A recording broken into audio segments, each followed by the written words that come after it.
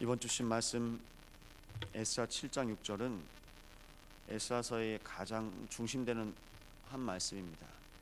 여러분, 바벨론에 갔던 언약 가진 한 사람이 하나님이 약속하신 그 약속의 땅으로 돌아오기까지 1500km였습니다. 4개월 동안의 길입니다. 근데 그 길에 인생 전부를 겁니다. 무슨 말이냐? 언약 때문에 1500km를 걸을 수 있는 사람인 거예요. 그 언약 하나 때문에. 여러분, 하나님 만나는 길이 어떤 길이었을까요? 우리가 걸어온 길, 앞으로 걸어갈 길이 실은 하나님 만나는 길입니다. 그렇게 내 마음에 고백이 안 되잖아요. 힘들고 어렵고 고달프고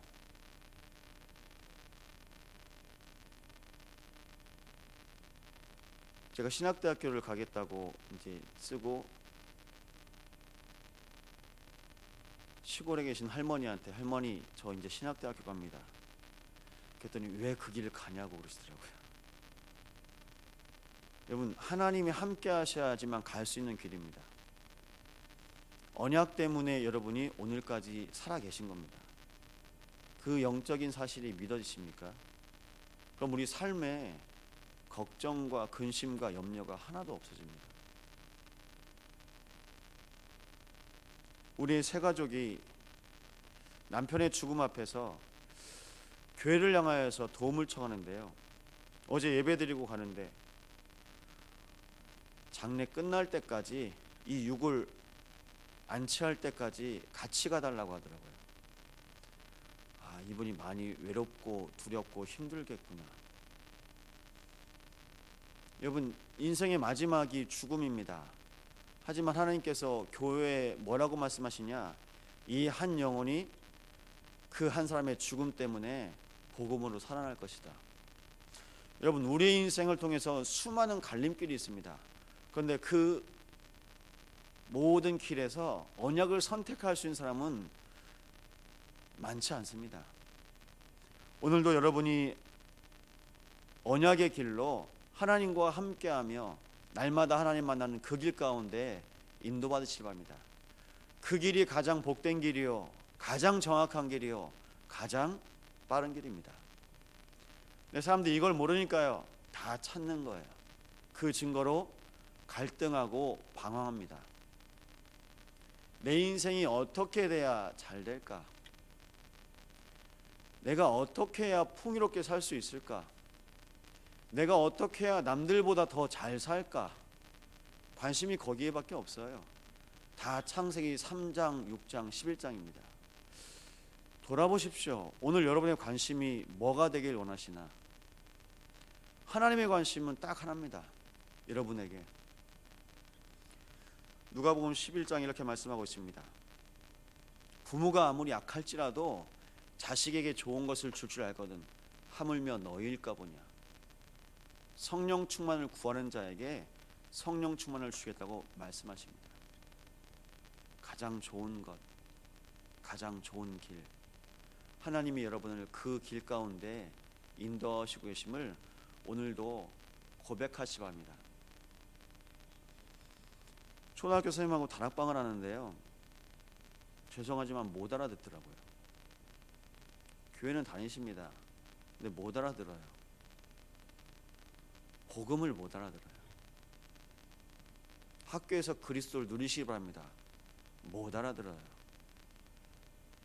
여러분, 오늘 가정에서 산업에서 복음을 어떻게 누리시길 원하십니까?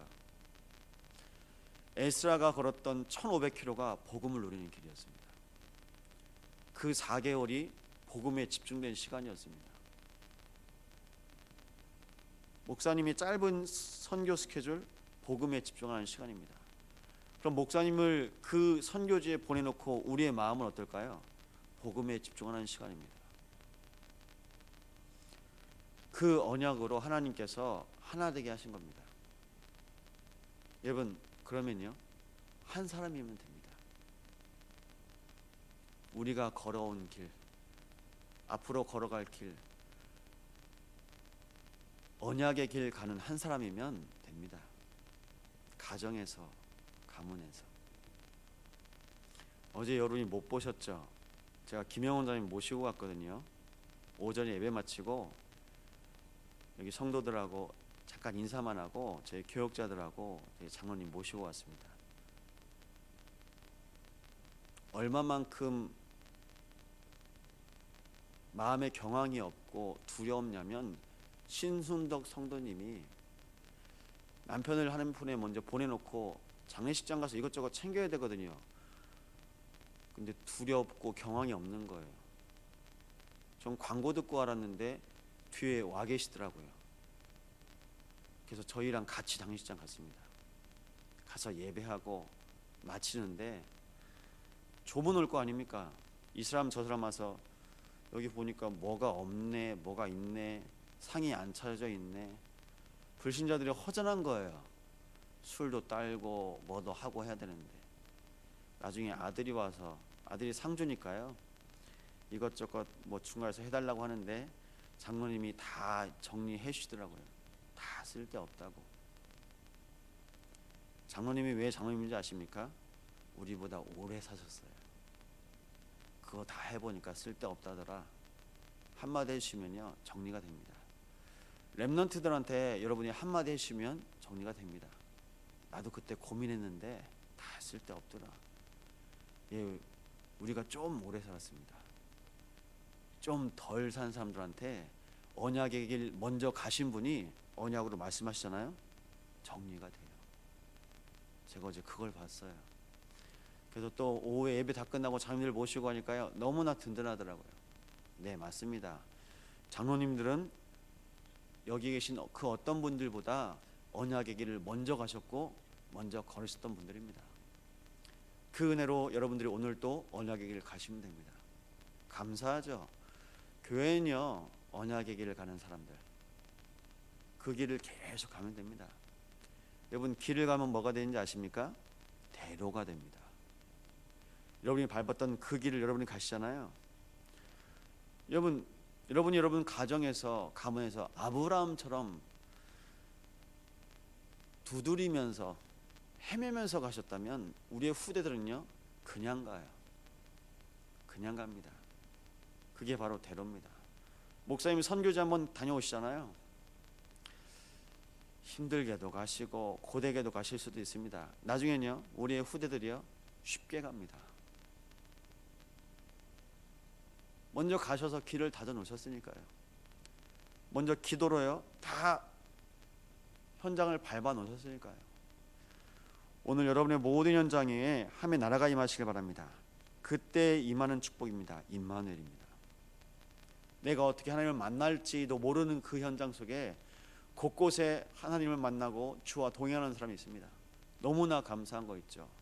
그래서 그 언약 속에 하나님께서 계속 가니까요 이 에스라에게 많은 사람 만나죠. 근데 누굴 만나냐? 스가냐를 만납니다. 하나님의 계획 속에 있었습니다. 하나님의 언약 속에 있었습니다. 그럼 오늘 우리가 쓰지 않아도 될 말, 되니 안 되니. 유광수 목사님도 그런 말씀 하시더라고요. 되니 안 되니 계속 가야 된대요.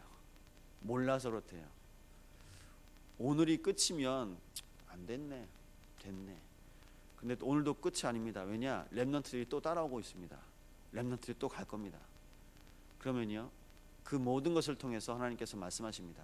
되어지는 인생, 내 증인이 되리라. 한 사람이 증인이 아니라요 교회 전체를 통해서 증인되는 교회. 장례식 하나 이제 생긴 것 같죠. 여러분 여수에 있는 모든 교회가 다 보고 있습니다.